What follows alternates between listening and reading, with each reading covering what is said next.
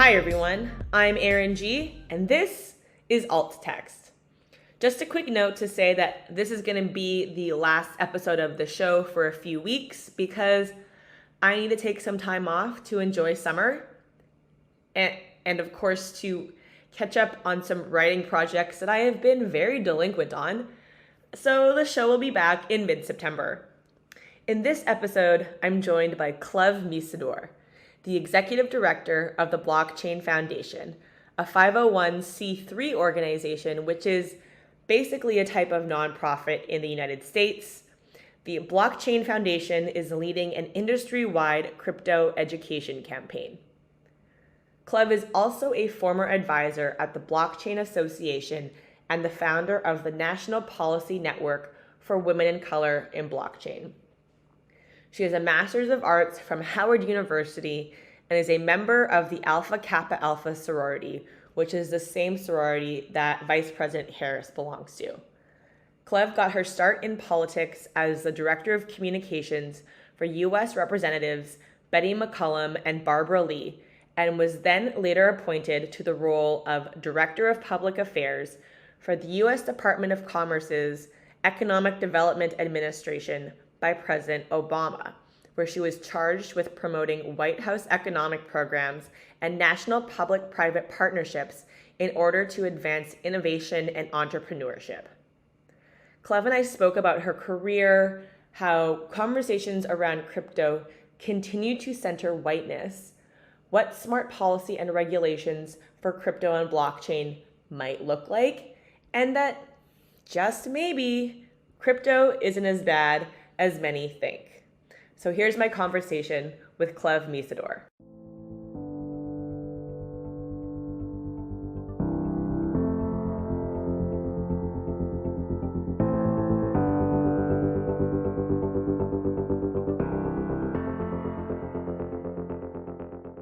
Thank you for the opportunity to be part of some of your early interviews.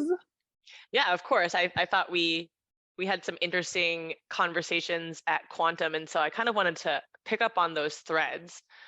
And so before we kind of get into the whole crypto Web3 of it all, I wanted to start off with learning more about your career and how you kind of came into politics and then how you kind of evolved from politics to crypto.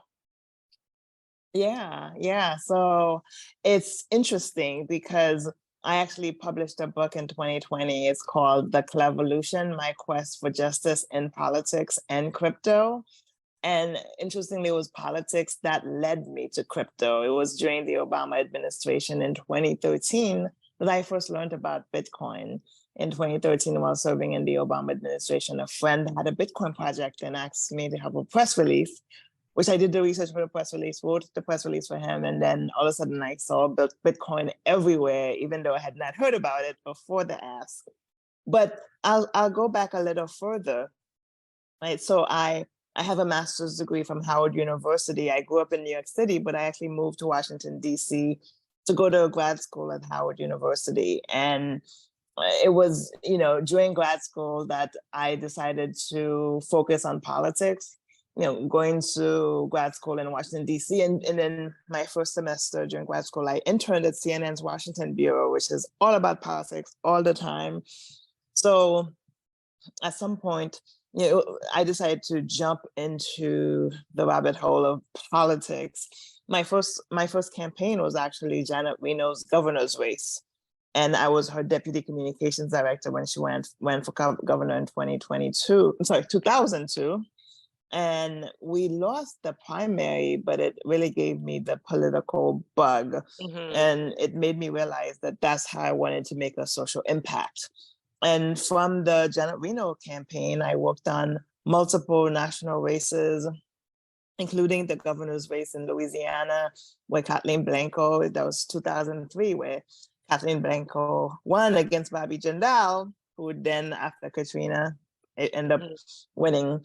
But, I've had the privilege of working in some really pivotal races that were on, the national stage that helped me to sort of navigate, the political landscape. So I went from doing national political campaigns to going to work for the Democratic Congressional Campaign Committee, which focuses on congressional races.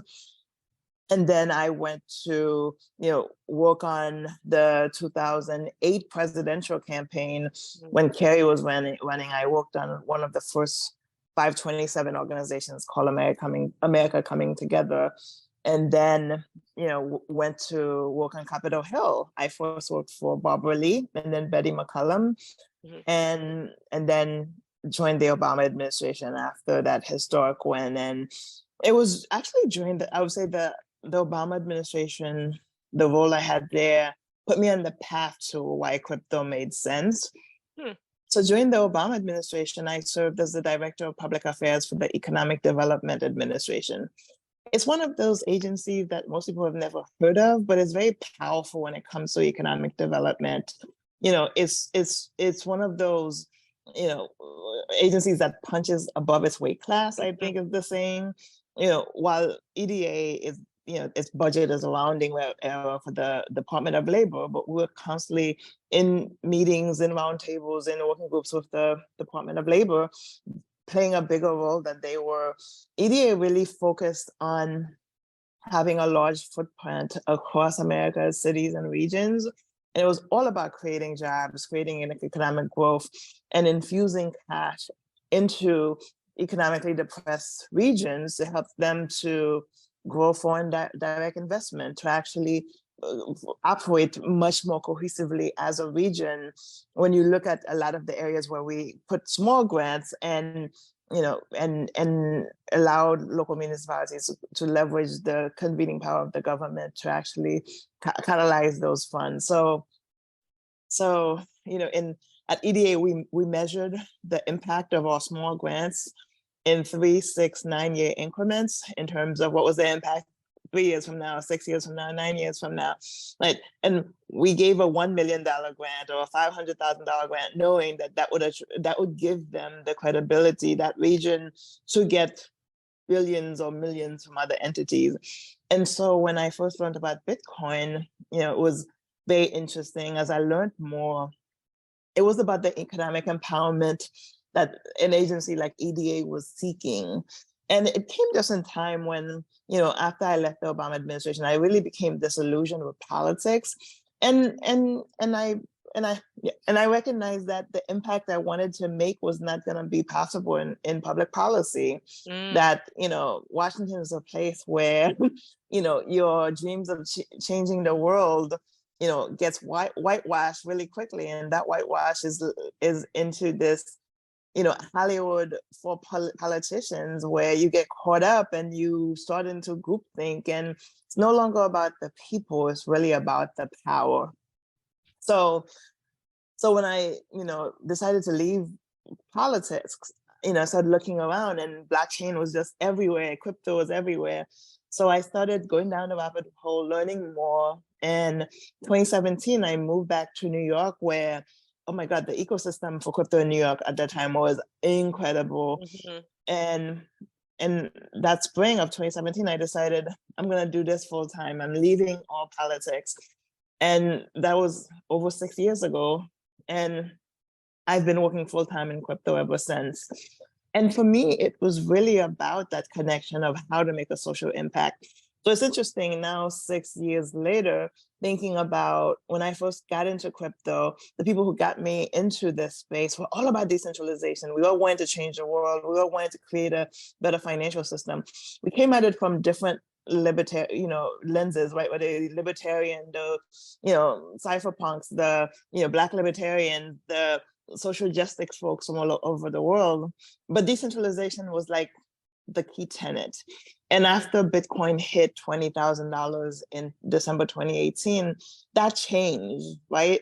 Not only did Wall Street and Silicon Valley start paying attention, people, I think the industry, many people who came for decentralization started focusing on store of value, started focusing on, well, this is, 20,000 was proof of concept. How far can it go?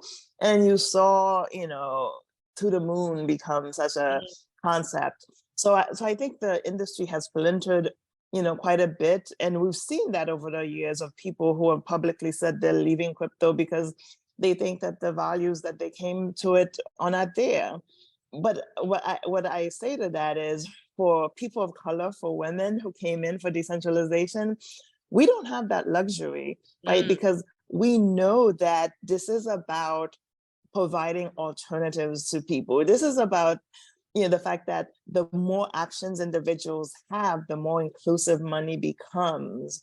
We don't have the luxury of walking away from an action because it's no longer doing what we wanted it to do nationally, because decentralization is our North Star, because that is where we needed to work for these people in this block, in this community, in this small city, in this remote town, right? So, and that's what it's doing. When people say, where's the financial inclusion use case? I don't see it. That's because you're looking in the same places where you've been looking. You're looking to CEOs for showing you financial inclusion. You're looking for multinational companies, and you're ignoring the small micro projects that are not at scale yet, where people are literally using it to provide safer payment systems, where they're using it to protect the amount of the small monies that they have, because banks can no longer be trusted. They're leveraging it to really have a pathway to actually access an asset class that is, high net worth. So, while some people are disillusioned where crypto has become, I'm excited about where crypto is going and what it has not become, what it will be. And I think that's what keeps me here.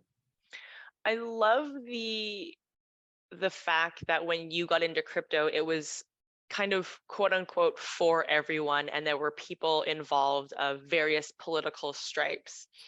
And I think you're absolutely correct in that when you say that women and people of color don't have the luxury of leaving something because it has evolved in a way that you hadn't maybe anticipated. And I think that maybe crypto is guilty or has been subject to the loudest voices kind of rising to the top and kind of dominating the conversation. And those voices have typically, well, not typically, they are white and they are male. And that has kind of painted the crypto and blockchain industry with these negative attitudes. Yeah. No, you're absolutely right, because even when you look at the narrative around crypto, not just in the national media, but in Washington, it's through a white male lens, a wealthy, privileged white male lens. When Washington does hearings, even hearings where they want to actually ask people about financial inclusion, they only want to talk to CEOs and the high net worth folks, right? And even in the media, regardless of the data that shows the nerve center of adoption is within communities of color, working class people, younger people, they still talk about the crypto bros as if they dominate the industry. Just because, a few small group of people can amass a whole bunch of Bitcoin, it does not negate the fact that these large demographics are the ones fueling that ecosystem. So that is absolutely part of the issue we found ourselves. Decentralization is what crypto has brought to the table, but the centralized entities, those traditional institutions, they still want to look at things from a centralized lens. Like, they want to pretend that the deep bench of women within crypto does not exist. Like, they don't want, they're dismissing the fact that women, regardless of the industry, we're not getting the VC money, we're not getting the funding from banks. We're not even getting the level of crowdfunding we should have, but we're still building and we're still fueling. And it doesn't change the fact that our footprint is real. So, but I do think that what we're doing right now in crypto is we're laying down a foundation. The people who will really commercialize the space, the people who will really determine the utility, right now, they're probably they're under 25. Heck, they're Mm-hmm. probably under 20. When you look at some of the young people and how they're looking at crypto, I hear so much from them about value chain and supply chain. And when we think of that, right, we think of, oh, Louis Vuitton is using it to actually track the value chain of luxury goods. Even big pharma and medical companies are looking at the value chain for drugs, right? How do we make sure the quality of the products we say that left this place gets to this place, authenticate. But when you look at young people and I hear from them, they're talking more about, there are products that claim to be sustainable, that claim to be, healthy for the environment. Those young people want to know, not only, they want to know, is that true in a multitude of ways, right? They want to know, well, what is the origin of the materials it was created? Right. What is the origin of how it got here? What was part of the manufacturing and the creation along the way? And for them, so they want tools to authenticate that, because for them, the environment is not just something they could say, oh yeah, we should protect it. The one is, it might not be around for their children and grandchildren. So the reason I'm optimistic is how communities of color who for them, when there are no alternatives are the only alternative. Like, they're leveraging crypto in ways that 10 years from now, 20 years from now, like, because the beauty of crypto is that it standardizes non-traditional practices with non-traditional approaches. When you look at DAOs, that's all that is, right? DeFi, right? How many of us know people who have been, bypassing brokers, right, for lending and borrowing? My aunt has a house and is just like, okay, you pay me such and such every year for such and such, and when you pay it, I'll give you the deed. I'll sign the deed over to you, and this way it cuts out the middlemen. So I do think that I'm optimistic about the future because of the micro use cases, the what's in the blind spot of the current industry, what's in the blind spot of media and of Washington is what's going to make this industry, oh my God, the transformative, presence and power that it can be. Yeah, so I'm getting a sense of it, but what does it mean to you to kind of advocate for social justice in blockchain and crypto? Yes. So I will say, I think, like, for my book, my quest is for justice, but I think I advocate for people to have options, right? So I love, and when I use crypto, I'm thinking of Web3, DeFi, I'm thinking of digital assets, I'm thinking of, blockchain technology, I'm thinking of across the various protocols. I just love this space. But, I would say that I am not advocating for crypto specifically, because I'm one of those people who believes that this technology, this asset class, this new marketplace, it's an option that people have that is not for everyone. And it's an option that if you have better alternatives, go with the better alternatives.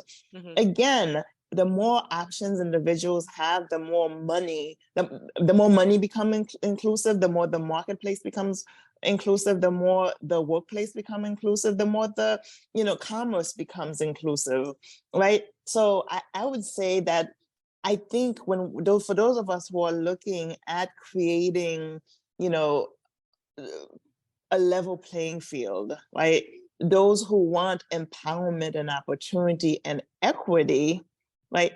That toolbox is very diverse, and it has to include blockchain cryptocurrency, right? Because of their decentralization nature, because of the access to new asset classes, but it also has to include AR and VR and machine learning and AI and robotics, because these emerging technologies, none of them require a degree. None of them require permission to actually join these. Yeah. Like with all of them, all you need is get a certificate program, and you can get a job making $75,000, $100,000 tomorrow. And when we look at where we've been along the technology prism, you don't have to be technical, right?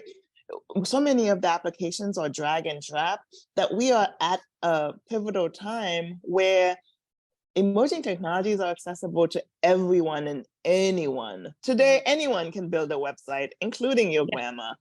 Anyone can build an app, including your grandma, right? So I want equity and I want justice, but what I want is for people to have access to the tools to determine what that means for themselves. I know what that means for me.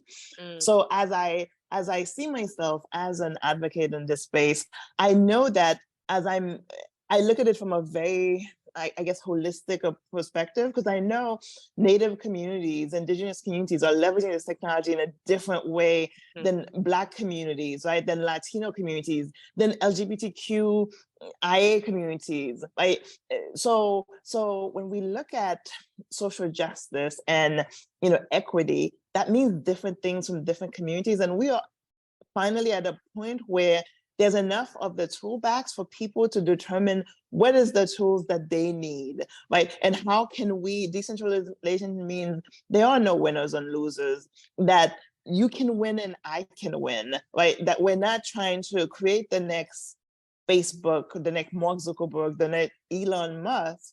We're actually just making sure this community works, that community works, and the whole network works. And so as the executive, actually, let's talk about the Blockchain Foundation, where you're the executive director. What is the Blockchain Foundation? Yeah, so the Blockchain Foundation is a 501c3 nonprofit organization, which means just that, just like any other 501c3 nonprofit organization. And what we do in the crypto space is education, education, education. We have the luxury of focusing on education. We are the sister entity to the Blockchain Association, which is a 501c6, but we actually see ourselves launching an education campaign for the entire industry, right? Regardless of your protocol or what aspect of the industry you work in. And so what I like to tell people is, while the industry is focused on adoption, the Blockchain Foundation is focused on access, right?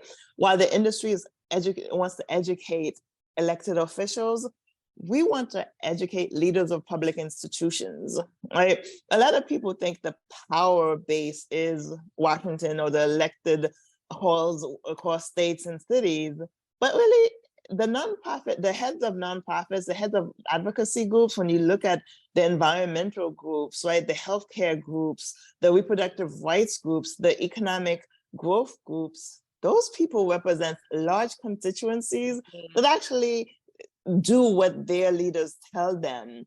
And also a lot of these groups, right, the people at the Nerve Center of Adoption belong to these groups, and they're looking to these groups that they trust for guidance on emerging technologies, on blockchain and cryptocurrency.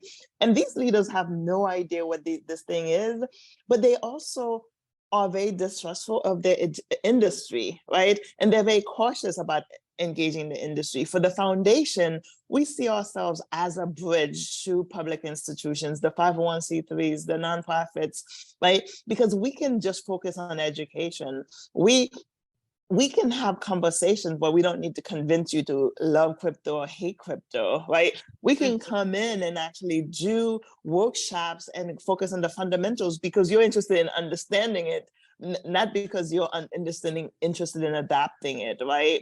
You want to know what's the relevance to you. So we're never going to talk to you about, oh my God, here's a layer 1 and here's an example of a layer 2, right? Here's what permission and permissionless is. Because those of us who are in the space, we know it took us over 2 years to get it, right? And we had to start with the basics. And today, we don't have enough entities that spend enough time in the basics, right? In the fundamentals. We go into, meetings with elected officials and leaders of public institutions, and we go in about our protocol and how, this technology is going to transform this. And they're just like, what is this person talking about? Most of the time they literally leave and they think, oh, these people really are crazy. Yeah, And because I mean, have you seen Congress? Like, exactly. So we really want to, as a foundation, we really want to be that bridge to the organizations that have the greatest influence over everyday people. And those people are leaders of community colleges. They lead libraries. They are the ones who are in charge of financial literacy centers, right? These are the places where we need to focus on. Oh my God, workforce training centers, right? If you're focused on adoption, you need to focus on return on investment and value as a foundation. We don't have those goals or priorities because the value add in these areas it's hard to quantify, right? But we do know that the environmentalists can say anything that they want, but if we start talking to environmental groups one-on-one, we can share that you can actually we can share the truth is you can measure the footprint of crypto across the ecosystem, right? There is no fungibility, and that is the reason why we're targeted so much, right? So many other polluters or negative impact of the industry because they cannot figure out how these things, but because of crypto, because of how crypto uses energy or electricity or whatever it is, we can say, okay, here's why we should be using renewable options. Here's how we can, and we can actually solve the problem. And for me, that is transformative. And we can only do that if we're actually talking to environmental groups without trying to convert them or get them to our side. right, because you could say like we have X solution and it will reduce GHGs or whatever, and using the blockchain will use X amount of energy on the blockchain, and like you can kind of do that. Yeah, you can measure it and quantify it and say, here are the numbers, right? Here's what we can do, here's what we can't do. Because the reality is we know what's killing the environment is not crypto mining. Yeah, absolutely. And so you talked about financial literacy, which is something that you also brought up when we were in Miami. And, over the past year, when crypto kind of blew up in the zeitgeist very negatively, um, uh, there were so many stories about all of these people who had lost so much money. And financial literacy in communities of color is generally quite low. And so how important is financial literacy to these communities who also may be unbanked or may have distrust in governments because they're from developing nations or have autocratic governments where they may have come from? Yes, it's a great question. And I would start by saying financial literacy across socioeconomic status, across race is extremely low. People of color, poor people, marginalized people do not have a cornerstone on financial illiteracy. The data shows that in 2020 alone, financial illiteracy cost the US $415 billion. $415 billion. There's even data that shows by individual how much financial illiteracy costs. And that average is about $10,000 depending on who you are, right? I remember working for Congresswoman Betty McCollum during the 2008 financial crisis, when members of Congress had to decide whether to bail out the banks, right? If you remember, Lehman Brothers fell, all of these. And I worked for a member, Congresswoman Betty McCollum, who said, wait a minute, we're deciding whether to bail out banks and we don't even understand what derivatives are. Like, she literally stepped back and said, hey, we first need a primer, right? What are these terms and what they meant? And she insisted on having a vocabulary. Actually, Politico picked up on it and actually did a story. And she insisted rightfully that members of Congress had to have, like, you can't be regulating banks that are doing these, practices that you have no idea what they are, and then deciding to use public funds to bail them out. Ultimately, they did bail them out even against what I had recommended, but I was a lowly communications director at the time.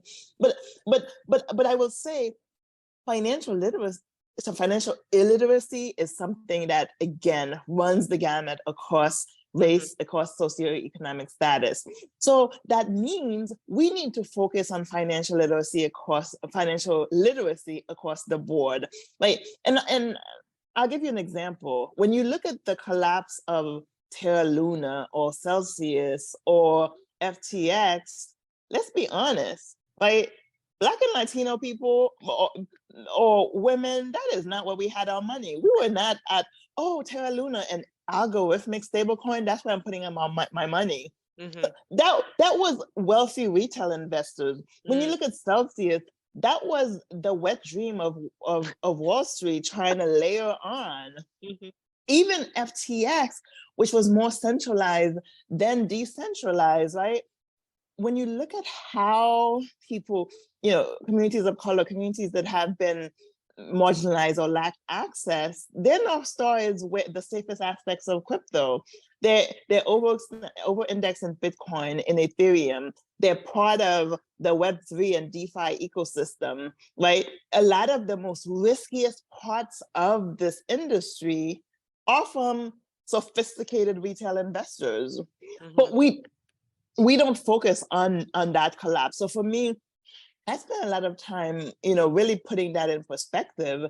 If we need to have guardrails and consumer protections for everyone, I am one of those people who believes that the most fiscally astute people are poor people, are people who have been locked out, are people who have very little to invest or very little to lose. When you look at Silicon Valley Bank, right, and a bank that leveraged all of its deposits, right? Yeah. That was it. Most of its patrons were VCs, entrepreneurs, the wealthiest of the wealthiest. And it seems normal that, okay, they lost, the bank had no reserves, and we're just gonna bail them out. But that's not stupid, that's not dangerous, but poor people, marginalized people, stay away from this because that's not for you. I think we need to do a rethinking of how we look at financial literacy. I think financial literacy in the 21st century, it's really recognizing the fact that we've done a poor job teaching people about traditional finance. Yeah. And now that we're laying on decentralized finance, now that we're, really have all of these, different toolboxes within the financial ecosystem, we need to educate people about traditional and decentralized finance. And we need to make sure that their first exposure is not with YouTube. And we do that by making sure we're talking, that we're first offering financial literacy in K-12 schools.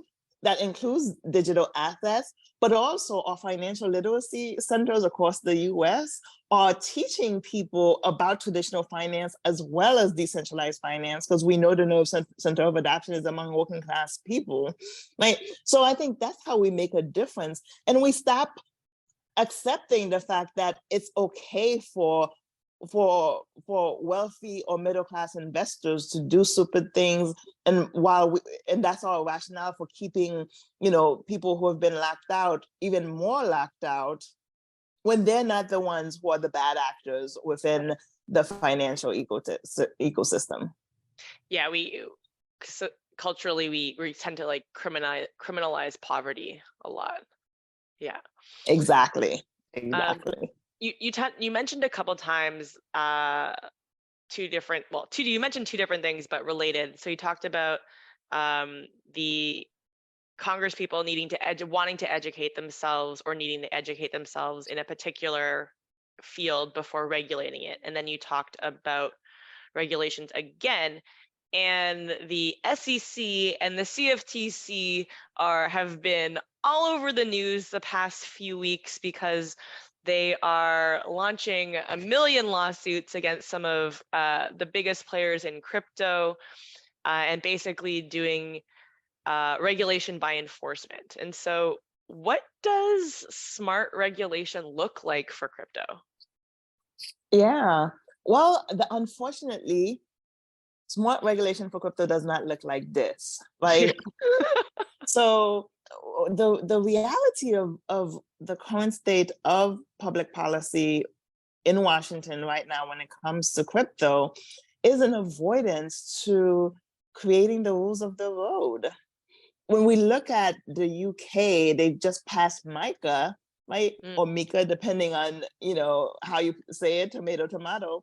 But that was the first time, a government in the Western world, because let's be honest, we've seen Bermuda, Barbados, and the Bahamas create regulatory sandboxes to foster entrepreneurship in a very, targeted way. But in the Western world, MICA was the first attempt where the government said, okay, we have to sit there and think about this and understand these digital assets and try to create rules so that entrepreneurs and businesses would know how to innovate. So what we have now is regulatory agencies that don't want to do that. We know we've been using 1930s policies to regulate financial services. We know the current rules don't work for traditional banking because that's why we've had 3 banks collapse. We know they don't work for fintechs because they've been crying out for better regulation. And we know they don't work for the crypto space because crypto touches so many aspects that it's not, it goes beyond traditional banking or these different assets. So what you have in the US is an ongoing fight about territory that did not start with crypto, right? So when you look at, the CFTC and the SEC is probably the longest running regulatory body in crypto. It's the most powerful. It wants to maintain power. The CFTC is a newer body and has less power. When the SEC is regulated by the House Financial Services Committee and the U.S. Senate. I'm sorry, the Senate Banking Committee. The CFTC, its oversight is with the House Ag and the Senate Agricultural Committees, right? And so when you look at this fight for power, it's been happening for a while now, while the CFTC wants to keep its dominance, right? So what we have now is because of the multiple ways you can regulate crypto, right? You can regulate cryptos as securities if it's the SEC or as commodities if it's the CFTC, right? But it's not; these are not the only 2 regulatory bodies, right? The OCC can determine, a pathway to get bank charters. The CFPB can look at the consumer protection lens, in addition to a whole host of other regulatory bodies.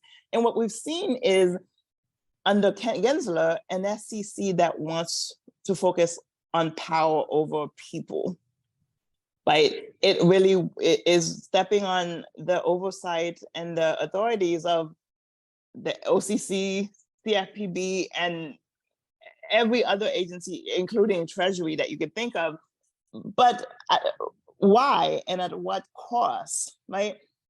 And what we've seen is Congress responding, some of Congress saying, come on, create the rules of the road. And regulatory agencies are telling Congress, no, you have to pass legislation so that we didn't create rules based on legislation. Which comes first, the chicken or the egg? Yeah. This is the regulatory uncertainty that we're living under. So it's interesting, right? The Binance, you could argue that suing Binance was a long time coming, right? Because of the tensions with CZ for a long time. But when you look at Coinbase, right? Before the SEC sued Coinbase sued the SEC wanting regulatory clarity, demanding that they create the rules of the road. And then the SEC pushed back and the courts determined, you have to respond to Coinbase's request for clarity. And then all of a sudden they're getting sued, right? at the end of the day, we know we need new rules. We need new rules for digital assets. We need new rules for fintechs, right? And we know that consumer protection is important. That's not the issue. The issue is we have a federal government, whether it be on the regulatory side through the Biden administration or in Congress, that don't want to provide those rules, right? That is, quite frankly, in my opinion, lazy. They keep saying that the current rules are sufficient, that the crypto industry should just follow those current rules. You mean the current rules that just led to the three largest banking collapse in our time? Those rules, right? The current rules that when you look at FTX, the SEC itself has had to admit that if they were paying attention, that the signs were all there, that FTX would have never collapsed. And then when you look at why didn't you do that, Gensler? Is it because the president of Alameda was your former mentee from Harvard? And that the FTX had an open door to your office? So, this incestuous pull of US policy when it comes to crypto is ridiculous. I'm sorry, Congressman Brad Sherman or Senator, Elizabeth Warren, you are wrong on this issue, because the both of them are more concerned about shock and awe and being relevant in the news instead of doing the hard piece.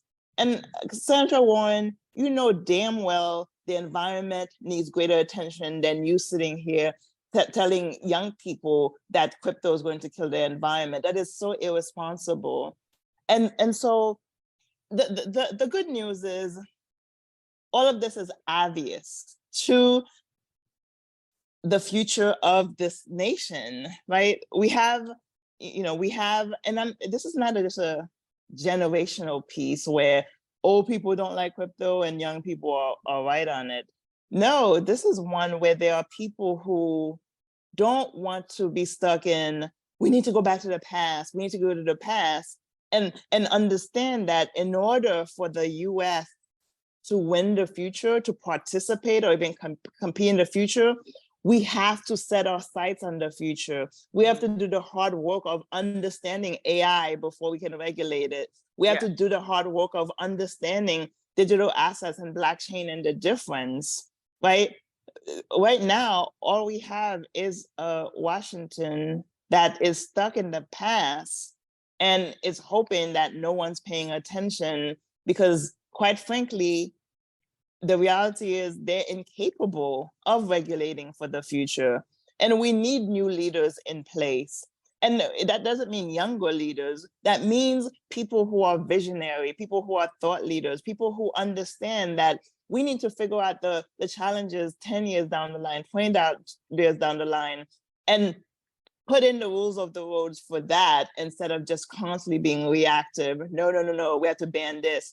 The last thing I would say is, when you look at, Gensler's approach, and the CFTC is by no means, perfect agency, but when you look at Gensler's attempt to not just ban crypto, to take down every, exchange that is crypto and push them out of the US, you know what? He's going to get pretty far in terms of really, neutralizing the crypto industry. But I liken that to China trying to ban social media. Right? So just like the social media, crypto is borderless. You can ban it in the crypto in the US. You can ban social media in China. It doesn't mean it doesn't exist. And let's be honest, the only people who suffer in both cases are the most vulnerable communities, the communities that have been marginalized. So no, Gensler, just like China, you're not gonna hurt the power brokers. You only hurt the people you continue to hurt, which is short-sighted, which is such a shame. I'll stop there.